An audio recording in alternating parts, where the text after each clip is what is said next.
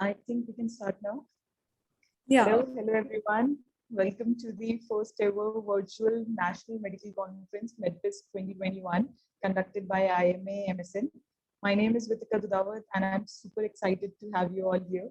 Excited because we are going to have an enlightening session.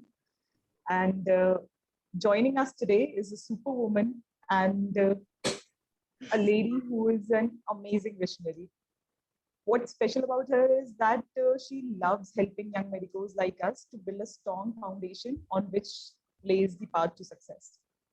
Founder and president of GCMER, senior scientific editor at Cactus Communications, 4 times international research award winner, student ambassador of ISCOM's, head of international office at European Student Think Tank, and the list goes on.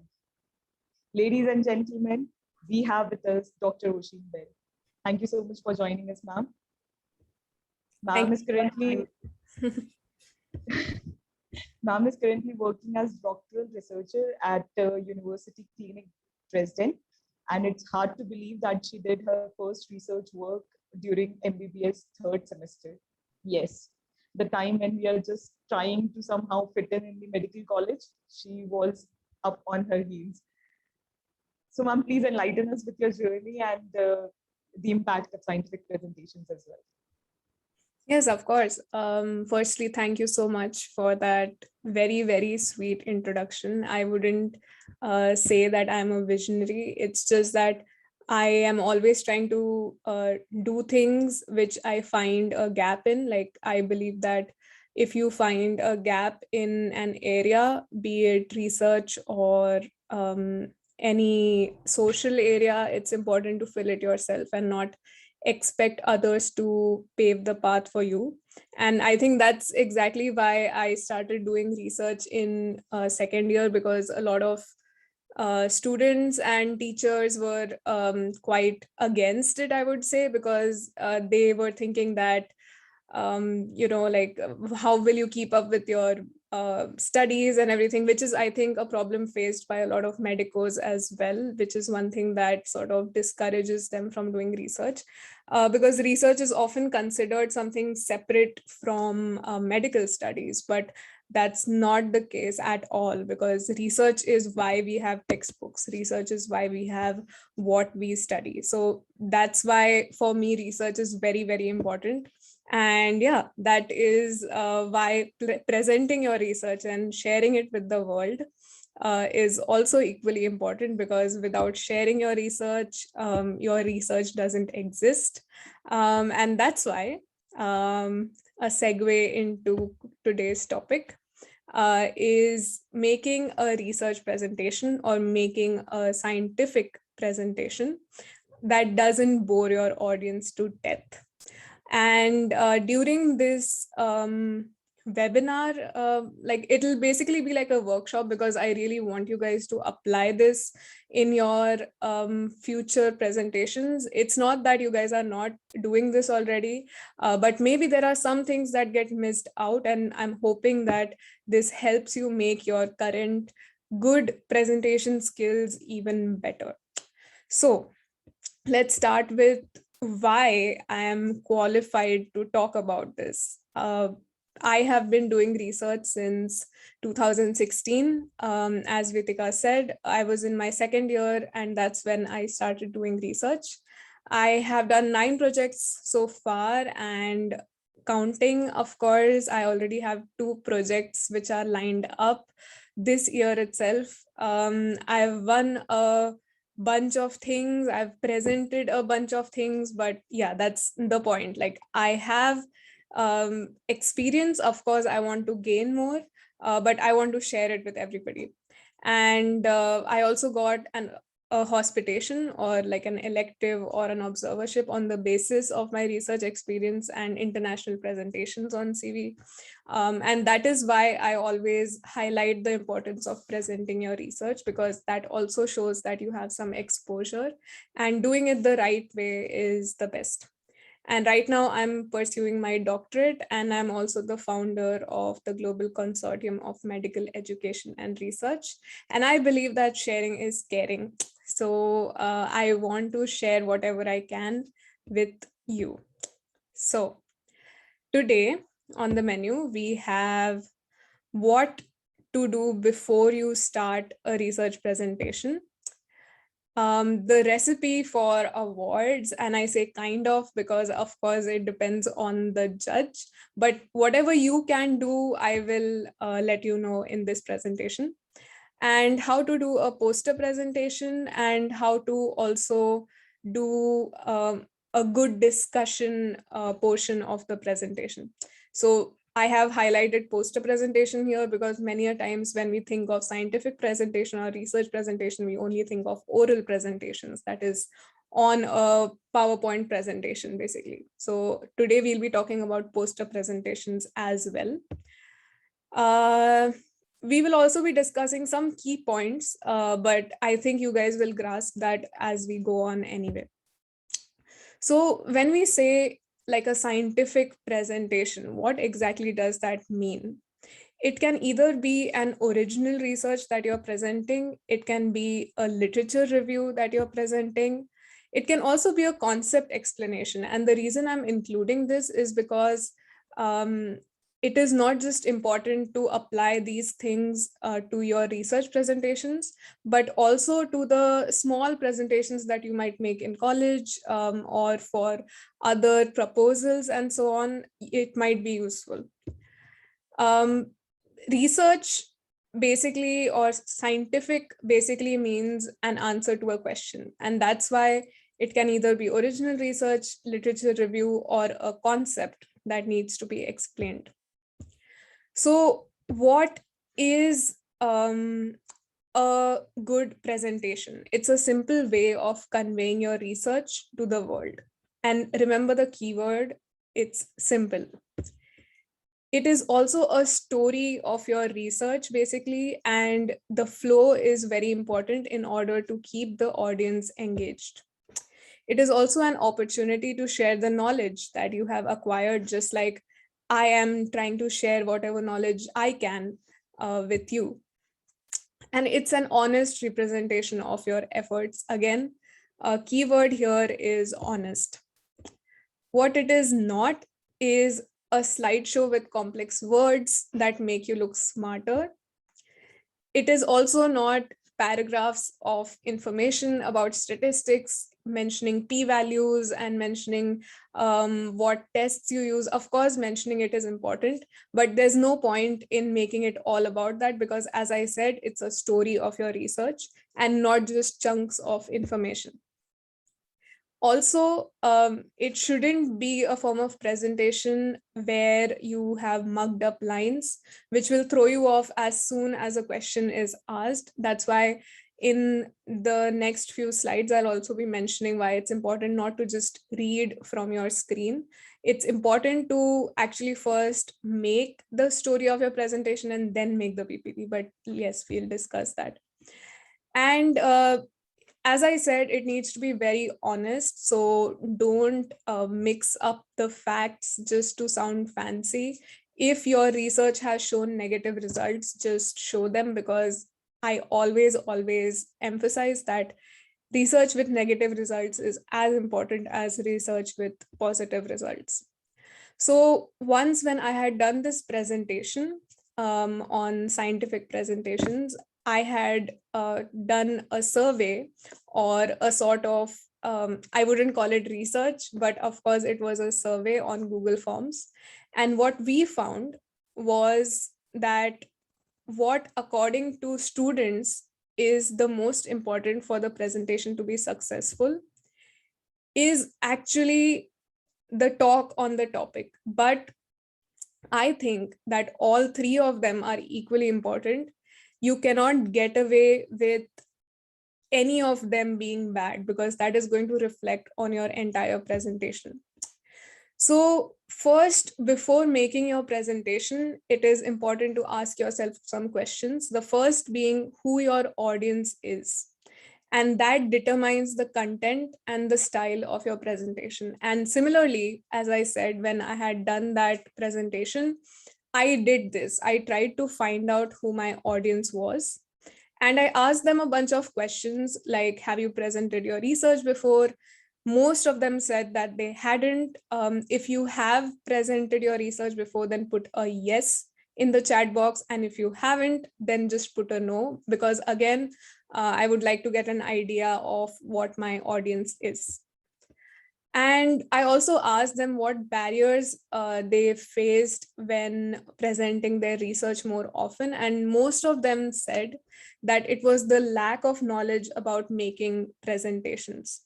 So again, I felt like this is a very important topic. And that's why when the organizers asked me which topic you would like to present, I said, let's do scientific presentations, because again, I hope that it helps students in presenting their research. Now, again, it's very important to differentiate between a technical and a non-technical audience. So a technical or a formal audience, for them, you need to arrange your text very neatly. You need to use uniform bullet points. You need to coordinate with relevant images. And humor, I say, is welcome. And the reason I'm mentioning this, I know a lot of people are thinking it's a scientific presentation. Why would we talk about jokes? My point is that the audience which is sitting in front of you is listening to presentations all day long. And you need, firstly, your presentation to stand out, but not in a bad way. And you need to sort of sense your audience, and it needs to be at the right time. And I want to give you a fair warning that in India, actually, humor is not very welcome when it comes to scientific presentations. But with my experience internationally, many students do use humor as a way of engaging their audience. But yeah, in some places, it is not exactly accepted. For a non-technical or casual audience, you can do whatever you want, as long as it gets attention. But of course, we are dealing with technical presentations, so this is not important to us. Now, the next question is that what is the goal? What is the goal of presenting your research? At the end of the day, the goal is to make your work understood. So that's why I presented both a technical and a non-technical slide. At the end of the day, you have to make your work understood, and that is the most important thing. And because of this, your work needs to be engaging and your work needs to be simple. Now, what are the parts of a research presentation? This is quite basic, but just to highlight. Of course, we have the title slide, then we have the introduction, which deals with why you did your research. That's basically what an introduction is. And if you have written papers before, if you have written manuscripts or even read manuscripts and papers, then you'll know that every paper has an introduction or a background slide or a section which deals with why the research was done. Then you have the aims and objectives, which is the what part of the research. And this is usually the smallest part of your research presentation. Then you have the methodology, which basically deals with how you did your research. And then you have the results, which presents what you found out, basically. But there is one thing which is very often not paid attention to by students, and that is the discussion. And the discussion in a scientific presentation is as important as the presentation itself. And usually, by a rule of thumb, I always say that introduction is like 30% of your presentation. Aims and objectives are like 10% of your presentation. The methodology is again 30% of your presentation, and your results are about, again, 30% of your presentation. And of course, I want to tell you how to make an award-winning presentation. And that is the example that we are going to discuss now. If we have any questions till now, I can take them. Are there any questions? And yes, I see that many of you have not presented your research before, and I hope that this helps you present your research in the future. Okay, so we have no questions. So yeah, now I am going to present a sort of sample presentation because I like to approach things as practically as possible. So today's scientific presentation is going to be about a webinar on scientific presentations, that is a Google form-based study, which was the survey that I did. Yeah, okay. The first step is to send the abstract in most places. How do we write a good abstract? I know that abstract writing is very important. I actually have a video on the GCMER channel which discusses abstract writing in detail. And yes, I can put that link here and you can definitely approach that. Is poster or abstract can be related to already research paper or any academic data. If your like paper is done by yourself, if that is like research data, then of course you can use it. And if you want to use someone else's data, then it becomes a review and it needs to be on a topic, which is a collection of papers. And how and whom to approach for research. Again, on my LinkedIn, actually, I wrote a post about this in which I in detail mention whom to approach, how to approach, the do's and the don'ts. And yeah, I will also put that over here because I know that most of you are here for the scientific presentation, but of course you can refer to that as well. So now over here you see a title slide, okay? And I'm going to get a pointer if possible. I'm very bad at this. Can I get this? No, this is annotated. Oh, okay. No, I can't. Can I? Okay, sorry. So I was saying that this is a title slide. And over here you can see the title. You can see the subtitle, which it is. You can see my name. You can see my institution. You can see the logo of my institution, and you see my name and the date of the presentation. So all of this can be included in your presentation slide of the title. And I always suggest that you include your logo because again, it makes a difference. Plain text slides are welcome, but if you put your logo, then people remember you from that institute. Now, first I'll present the background, of course, in which you need to present why you chose to do the study, one line on that. Then you need to present one line on what research niche you are trying to fill. And you need to present a relevant reference in square brackets. And of course, you can put the relevant reference over here as a footnote as well. And just try to include the reference for the audience.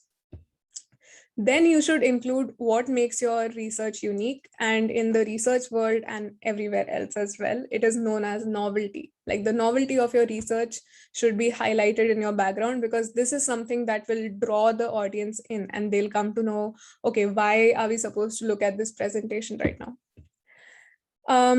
Then you must support that with the relevant images, and this should take up about 25% of your presentation time. So as I said, you must always accompany it with relevant images, which basically help audiences see what you're trying to talk about. And in a lot of research, it has been seen that most people who look at your presentation actually learn graphically. So it is very important that they see some images which are, like digged into their head. Now, the next part is, of course, the aims or the objectives. So either you can segregate them into primary or secondary aims, or you can state the hypothesis that you want to test. And this applies to experimental studies and not for other observational studies, because observational studies don't have a hypothesis.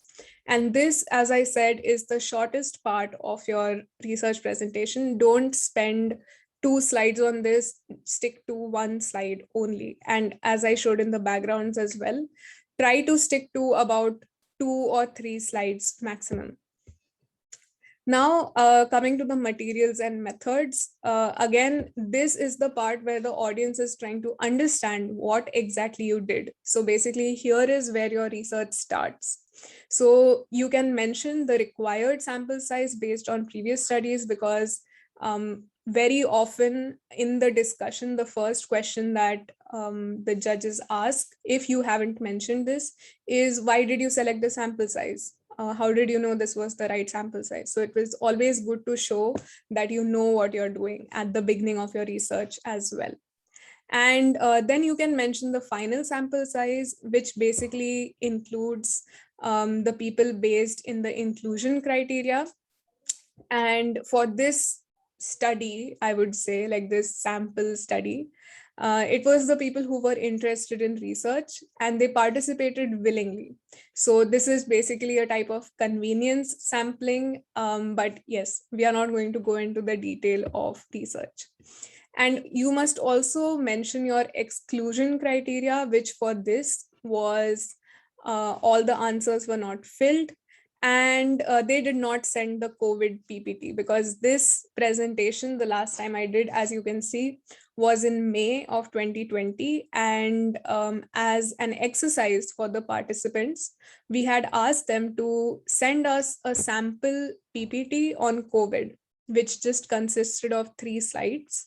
The first being the background of COVID, the second being the diagnosis, and the third being the treatment, with any ideas they might have, because we were going to assess them and get back to the audience with what improvement they could have made.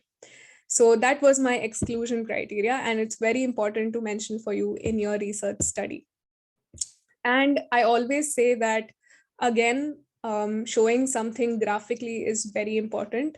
So you can show it with the help of a flow chart in this case, in the case of methodology. So first you start with data collection, as in how the data collection was done. Then you show any sort of relevant pro forma, that is any sort of forms that you used, and it can also be replaced by any of the lab work that you did in case it was a basic research which was done in the lab. And then you come to the data analysis, in which you show that you use this software, you use this test, why you use this test, whether the test was a parametric test or a non-parametric test, all of that basically. And all of the materials and methods, again, should just be 25% of your time that you're spending in this. And again, the reason I mention this is because it's very, very important to time your presentation as you go on. I don't know if you have experienced this. If you have, then put a yes in the chat box. I am talking about the fact that many students present their research and they don't have enough time. And some people must have seen it in other people's presentations, and some people might have experienced that themselves. And the reason this happens is that you are so excited about your research, you're so excited to present it, or you're just nervous, that you tend to spend way too much time either in the introduction because you're trying to tell people why you did it, or you spend way too much time in your materials and methods, in which you really want to show the people what exactly you did. But always remember that the discussion part is for people to know the details of your study, and you don't need to mention everything in your presentation as you go on. So that's why it's very important to time your presentation. And when you are presenting, it is useful that you first time your presentation in your rehearsal, and then as you are presenting, you look at your time once and you realize how much time you have left, and in that way you can modify your presentation. But yes, this is a rule of thumb that your materials and methods should not take more than 25% of your time. Next, we come to results, and this, of course, is sought to be one of the most important parts of the presentation, because this is where the audience is coming to know what you found out. So I always say that avoid writing full sentences like this, like I have written in the results or anywhere else in the presentation. Phrases are always, always better than sentences, because when you are talking, then you can use full sentences as you like. But the lesser the text on the presentation, the better it is. Because if you have a very crowded presentation, then people don't know what to look at. And honestly, they're not going to listen to you if you put too much text on the slide. Because we have done journal clubs as a part of GCMER. And in many of the journal clubs, students have done a great job gathering all the research on that topic. But what they missed out on was that they put either way too much data on the screen, or they copy pasted it from the paper, and it shows, and you can understand when it's done. So try to be as original as possible, avoid plagiarism, and use phrases over sentences. So first you start with the overall result. That is the most important part of your result.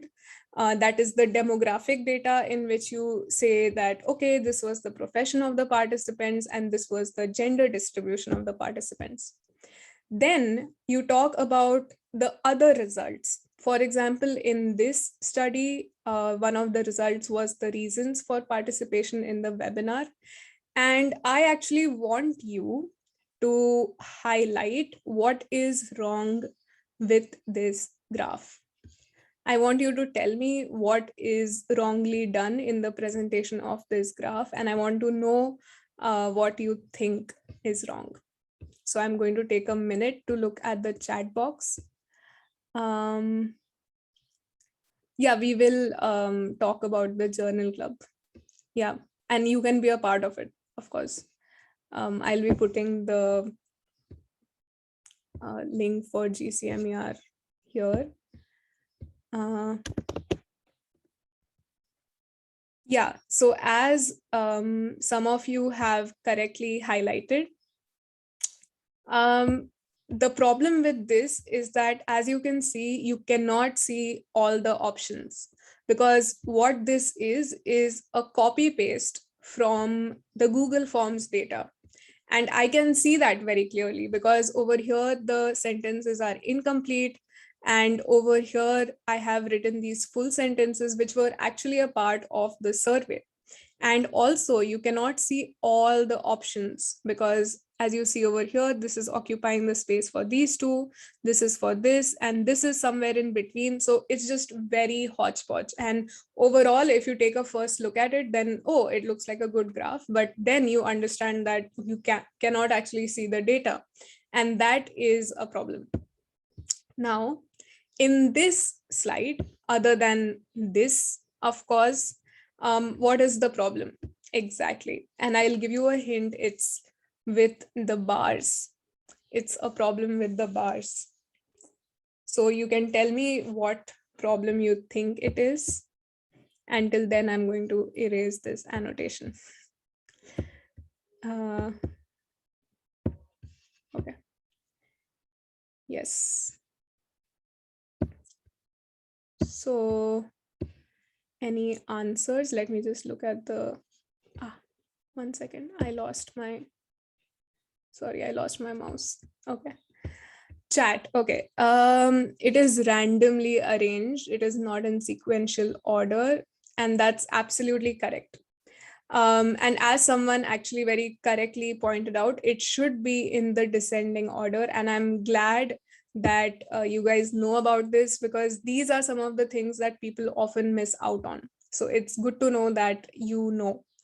In this, what should have been done is that this should have been on top, and you should always arrange your results either in the order of importance, what you think is the most important, or in the order of the magnitude of the results, which basically means in a descending order. The next thing, of course, is the conclusion, which is sort of a part of the results, but it's just the conclusion is a very small compressed form of the results.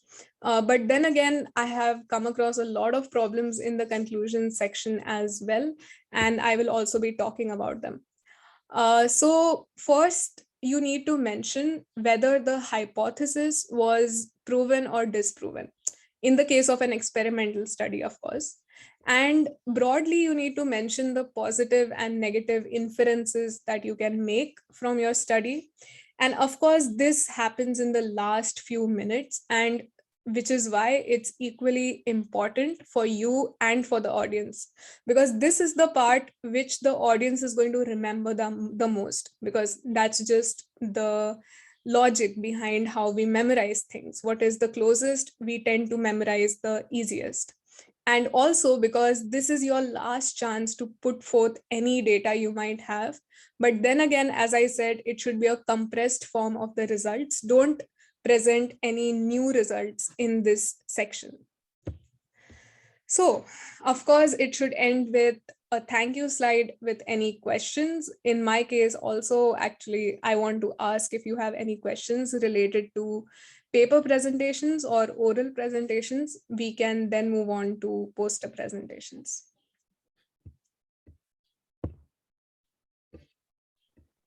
Ma'am, one of the students was asking that is exclusion criteria important for every research, or it is basically subjected for some particular research work only? No. So for example, if you are doing any sort of study, basically, and it involves participants, so it is always, always, always important to note who these participants were and why you chose these participants. And the reason this is important is because it determines the generalizability of your data. As in, if you have shown that, for example, exclusion criteria was in a study about diabetes, let's say, and you say that the exclusion criteria was type 1 diabetes, we only included type 2 diabetes patients. So then in that case, the person who is reading your paper or the person who is looking at your presentation knows that this research is focused on patients with diabetes type 2. One more thing that you need to mention, the exclusion criteria for your paper is in the case of someone like volunteering to join your research study. So in that case, you need to identify, for example, that if someone is below the age of 18, then you honestly cannot include them. And in some papers, it's important to mention, because then there's a whole thing about consent and everything. And that's why, again, you need to mention it in the exclusion criteria. And if you're doing a literature review, in that case, you need to mention which papers you excluded from your review. So I would say that an exclusion criteria is important for all sorts of research. No, there is no difference between an oral and paper presentation. It's the same. When you say paper presentation, it just means that you're doing it in the form of PPTs. Where can we present the papers? In any conference. We also have, for all the GCMER members, we put out the list of conferences. Like, for example, there's one coming up very soon by SMR, I think, and we have, like, many people have submitted to that. How to write a research presentation? I think you mean how to decide what to talk about. I don't know if that's what you mean, but I would say that, again, it's very important to decide what you want to talk about and then make the PPT. Don't make your talk based on the PPT. And that's a thing that a lot of people do, but it's not the right way to do it. What should the standard time duration for which? Okay, so usually oral papers and like paper presentations are for anywhere between 5 to 8 minutes. And they usually have a discussion time of about 2 to 3 minutes. And that is the usual time. And for poster presentations, again, it can be from either, like, it can be really short, that is like 3 to 4 minutes, or it can be a bit longer, that is 5 to 7 minutes, because in a lot of cases, I've noticed that some conferences are shifting completely onto e-posters. And in that case, they keep the presentation time to 5 to 7 minutes. How to start research? again, I have like 2 videos on this actually. One is called UG Research, the basics that everybody should know. And the second is called How to Choose a Research Topic, because I think many people forget that that is the first thing you need to do. Okay, suppose the methodology is by using Google Forms or online methods. There is no actual proof that the results are accurate. Can they be made up too? But they can be done honestly too. What to do in such situation? Is it reliable? Okay, I think what you mean is that when someone answers a survey that is through Google Forms, then they can always lie. They can always write whatever they want to write. One way to sort of improve the honesty of your paper or your research is by making it anonymous, because I think the internet has proven to us that when people don't have to show out their identity, then they can say whatever they want. And in this case, they can be honest as well. So the first thing is that you can be anonymous. And also, I know that it doesn't ensure honesty, but you can always say that answer this as honestly as possible. And honestly, those are the only things you can do. You cannot ensure that the results are absolutely accurate. And that's why such studies are taken with a grain of salt. But then again, the bigger the sample size, the more reliable the data, because if you say that, okay, maybe 70% of the people are telling the truth and 30% of the people are lying. So then the bigger your sample size, the more reliable your data becomes. Okay, so actually we have a lot of questions. The first one is, what is a poster presentation? I think I'll move on to the poster presentation, but be assured that I will answer all your questions. I just don't want to take up anybody's time who just wants to see the presentation, but in the end, I will discuss all the questions. So now we are coming on to the research poster, which is the question that was asked, what is a research poster? So a research poster is basically a graphical representation of your research. And please don't confuse it with the artistic posters that are usually made. It is not that, but you will get an idea of exactly what a research poster is. Again, a research poster is more concise than an oral presentation, as you already saw from my answer to the timing of presentations. And it needs to be very informative. While an oral presentation has you talking along with it, a poster presentation can often be seen by people when you are not in the vicinity of your poster. And that's why you need to give away as much information as possible.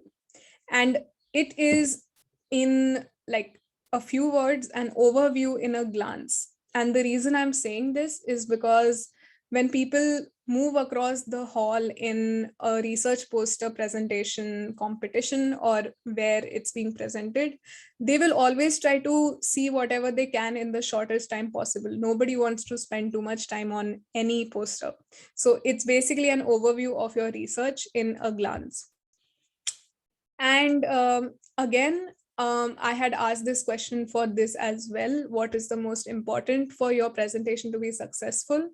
In this case, the results were kind of similar for all, but in the case of poster presentations, your poster is actually the most important part of your presentation for it to be successful, because as I said, many a times people see your presentation when you're not there. So your poster is the only thing that can speak for itself, just like your CV does. And also, when someone is listening to your poster presentation, they are constantly looking at the poster. So at any point, if they get distracted, then that's on the basis of your poster mainly. Before you start, again, you need to find out your audience, experts or public, and what the design rules are. And this can vary from conference to conference. So you need to know what the dimensions are, what the subheadings are. And for example, over here, I have given a link If possible, I will actually try to open this. Let me just see. Okay, 1 second. Okay. Yeah. So over here, you can see is everybody able to see the rules? Can everybody see the screen?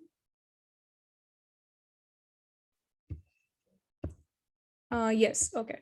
So over here, you can see that they have mentioned the rules for the poster presentation. And over here, you can see the presenting time is 5 to 7 minutes.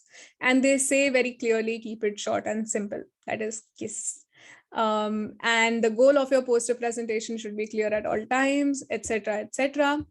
They mention the poster dimensions, and they mention that it needs to be in portrait and not in landscape. Then they mention the contents, and they mention in detail what each of the subheadings need to contain. And they mention also that keep the text to a minimum, which is something that, again, I completely agree with. So as I said, it's very important to remember all of these things when you're presenting. 1 second, I'll just, yeah. So now the next point that comes is the technicalities, which is sort of a continuation of the requirements that you need to highlight. So the technicalities of this are the font. Firstly, I would always say that use the font 90 for the title and about 60 for the subheadings or the headlines, and about 36 for the body text. But then again, this is not a hard and fast rule. I would say keep it a minimum of 24, because it has been noted that from a distance of 2 meters, you cannot see text which is less than 24 font size. And people usually look at your poster from a distance of about 2 meters. So 24 is the bare minimum. Again, when it comes to colors, avoid using too many colors. You can, of course, use 2 colors or at the most 3 colors to sort of have a differentiation of the sections, but avoid using too many. And always take feedback from your friends or your colleagues before printing out the final poster, because you can always judge from their response whether, like, where their focus is going, what they are first looking at, and you can in that order you can modify your poster as well. Now coming to the name that you give to your poster. This is one style of a name, that is effects of font style and size on memory and comprehension in middle school children, a cross-sectional study. So this is the actual name of the paper. This is the title of the research. But do you think this is more catchy, or is this more catchy? How desirable is difficulty, a study of reading comprehension?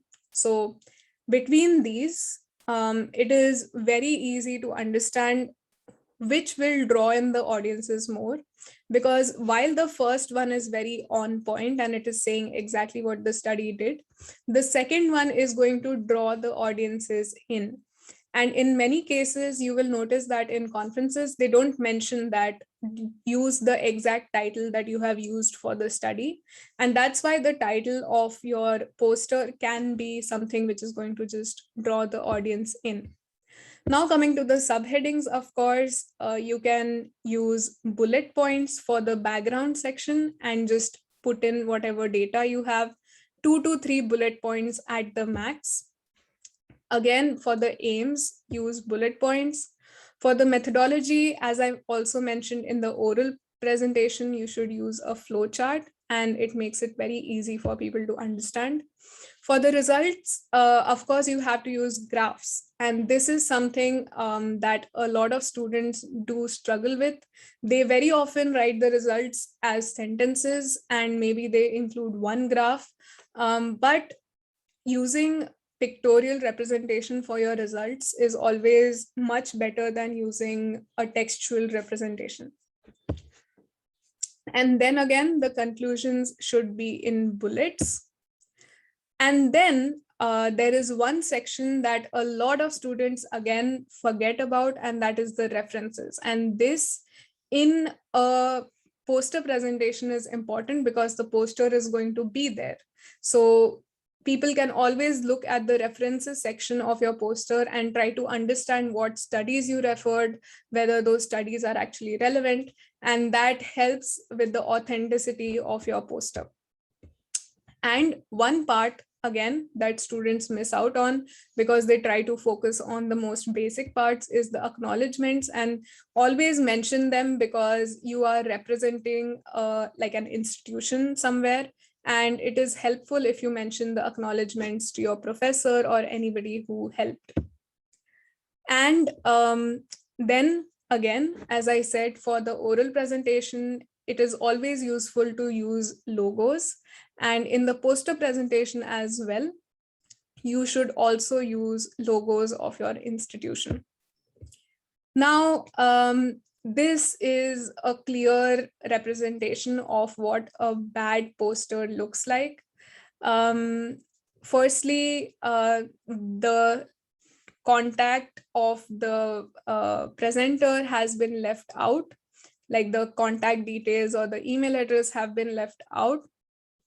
The abstract basically represents all the information already provided in the book of abstracts, which is usually handed out in a conference.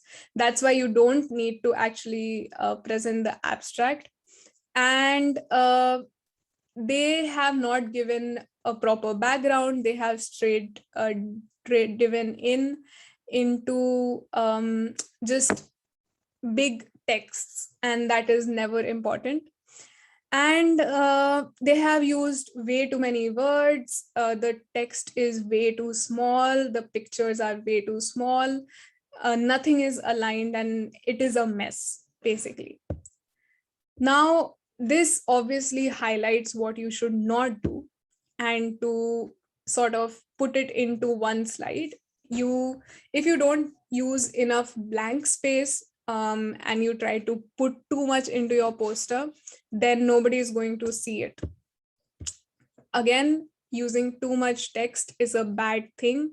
Use as less text as possible. Prefer phrases over sentences. And not giving your contact again is sort of considered rude in a poster presentation, because then the people who are looking at your poster when you're not there have no way of reaching out to you in case they like your presentation or in case they have questions about your presentation. So always give your contact details. Now, this is an example of a good poster design. They have mentioned all their details. They have given their email address. They have given a summary, which is basically a background. And in this, they have also mentioned pictures. And they have basically shown that you need to make it as visual as possible. And yes, they have mentioned the references and the acknowledgements. So this is like a perfect poster. Now, after designing, first, I would suggest that you print a small version of your poster just to check. And you should also do this to test the coloring on the print and the digital format, because sometimes the red or the pink or the green on the screen looks completely different from what it looks on print. And try to explain the poster in front of you to someone else. And then if they ask questions about what is present, what is not there, then you can add or remove that data as required. Now, coming to presenting your actual poster, don't read from your poster. As I said, even for the oral presentations, do not read. And as systematic as you go, the better it is. Go section wise, use a pen, point out to things, and try to keep the audience as engaged as possible. And as a poster is supposed to be very concise and supposed to present very less information in as less time as possible, you should always also be able to explain why you omitted certain texts. For example, during my presentation at ISCOMS, I was presenting something about self-medication in medical students and engineering students. And there was some data that I had left out in the results. And they asked me why you left out that data, because this was present in the abstract. So why didn't you put it on the poster? So I was able to explain that that result was not important enough to me as the other results. And that is a good enough explanation. Basically, you just need to know why you omitted certain texts. Don't say, I don't know, I should have included it. Don't say that, because that just means that you don't know what is important about your research. And your hands are your friend when presenting a poster. Always point out to things, always bring the focus of your audience onto certain sections of your poster, and be as interactive as possible. And always at the end of your poster, when you're done presenting the entire poster, this is not something that's written on your poster, the take home message. You are supposed to give this to the audience, because they have been looking at this collection of information and they need to know now what are they supposed to think about this. So you are supposed to give a take home message for the poster. The discussion section, and I am discussing this as a common thing for both the paper and the poster, so it applies to both. It is basically like a make or break moment. And over here, it also means that in other people's discussion, you are supposed to be as active as possible. You're supposed to ask questions when it's the discussion of another paper, and you are supposed to get noticed, because it shows that you know what you're doing, you know your research, you have an inquisitive mindset. Don't be afraid to ask questions ever, be it in the Zoom chat or on a discussion of a paper. And when some people are asking you questions in a discussion section, always try to show off your knowledge. And the reason I say this is because a lot of students are shy.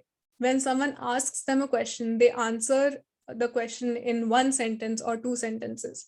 They don't dive deep into everything that they know about it. And that's when the audience member is like, oh, so this is all you know about this.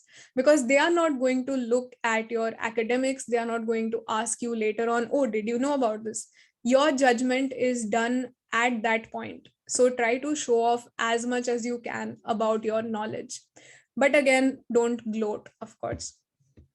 Now, some key messages for you to take home are that to make a good presentation at the end of the day, whether it's a poster presentation or an oral presentation, you should always be able to understand your research. And also for a good discussion section, because again, you don't have this data in front of you to point out at. You have to say this yourself. So you should always know why you are doing your research, why you chose a certain sample size, and this is something which is most commonly asked, as I said, and why you ran the tests that you ran, because a lot of times the judges are sort of sitting there and thinking, oh, so some professor helped them run the statistics and they probably haven't done it on their own. And that's why you need to brush up on your knowledge of why something was done and be able to explain it, because it's your research at the end of the day. And you should also know what impact your research makes. And in a good discussion section, honestly, there can be a whole other webinar on this, but I don't want to bore you. But in a good discussion section, it's always important to rope the audience in to the direction which makes your research important. So if they ask about a certain topic, try to talk about that and slowly come to the reason why your research is so important, so that they know that is what you need to focus on. Now, some key points in the end: always write up before the presentation. As I said, always write down what you're going to say and then make the PowerPoint.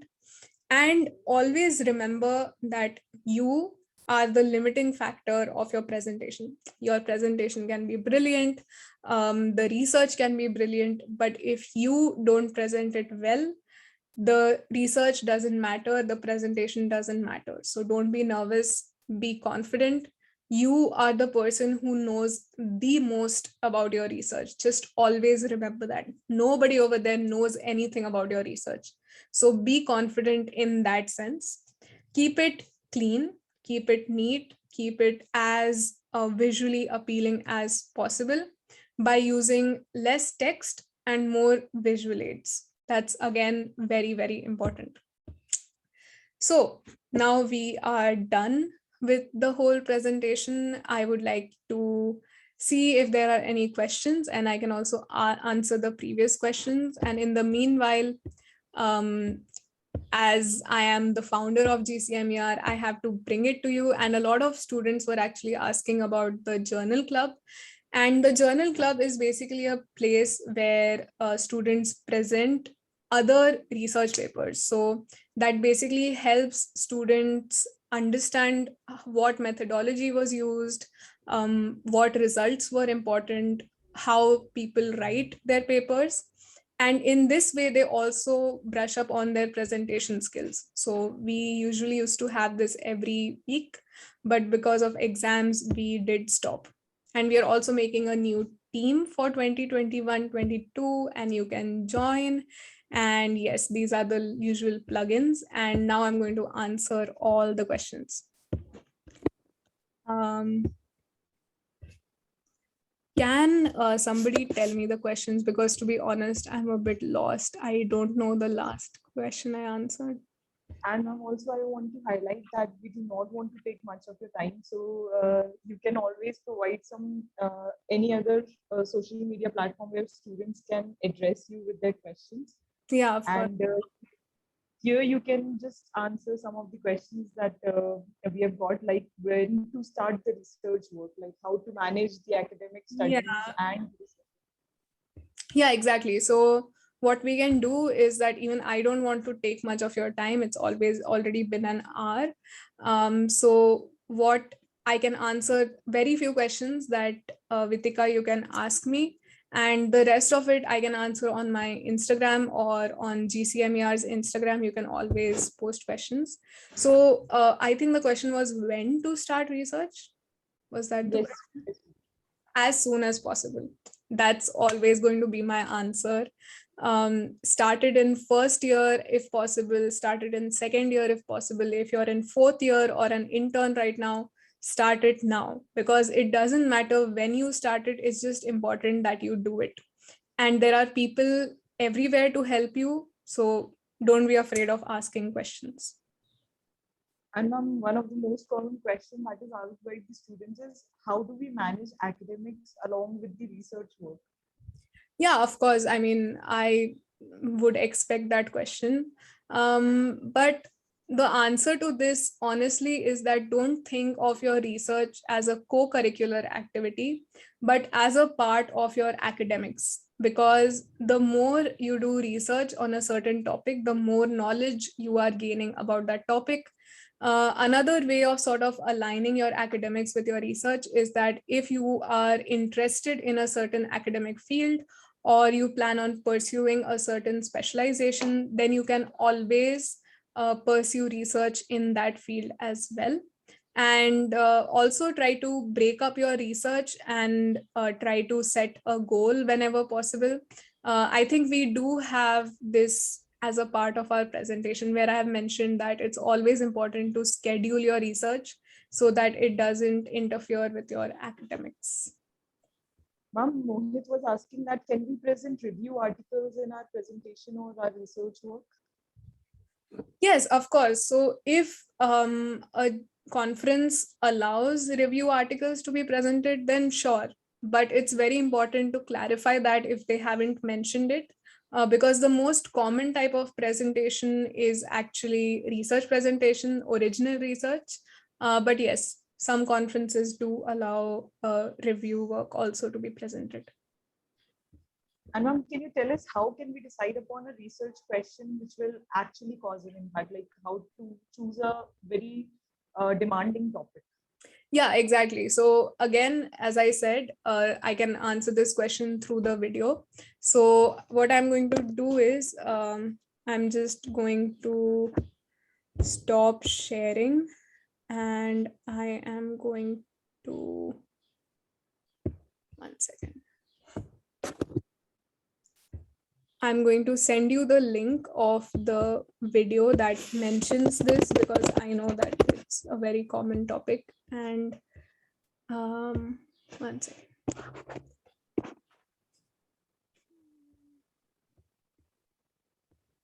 In the meanwhile, you can give me another question if required. Yes, ma'am.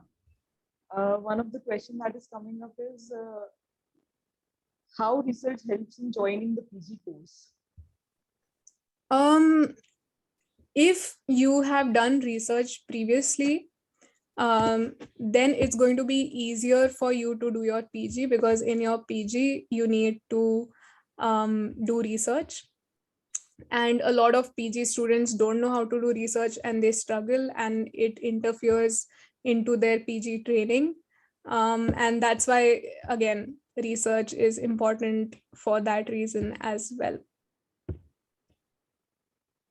All right, ma'am, I think these are the 1 second, sorry. Research and Rajma. 1 second. Today we are going to be talking about what? Yeah, that was the video. Sorry. All right, ma'am. Hmm. So, ma'am, most of the questions have been answered, and we have covered almost all the aspects of the concerned areas. So I'm just going to put the videos now. Choosing. Then what was the next thing? Abstract writing. Yeah, I remember somebody asked that. Yeah. So.